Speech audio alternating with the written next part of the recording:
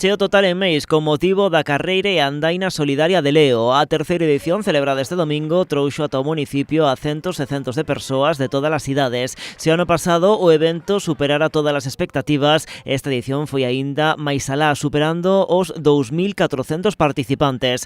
A organización amosaba o seu agradecemento pola excepcional acollida desta iniciativa que serve para arrecadar cartos para colectivos que atenden a persoas con enfermidades raras. Nesta edición, os fondos vanse entregar á Asociación Española de Enfermos de Alexander e a entidade Duchenne Parent Project. A carreira serviu tamén unha vez máis de homenaxe ao pequeno Leo, un neno da localidade que faleceu precisamente a consecuencia dunha enfermidade rara.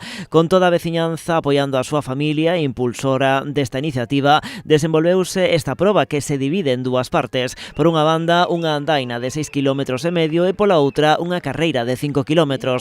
Ademais, para a rapazada, houbo distintos niveis en función da súa idade.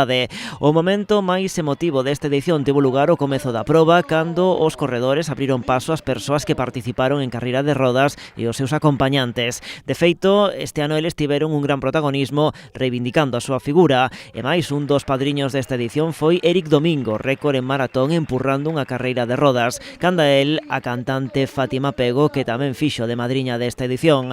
A xornada incluiu tamén distintas propostas musicais, animación e gastronomía. Contou co apoio do Concello de Meis, a Deputación de Pontevedra e a Xunta de Galicia.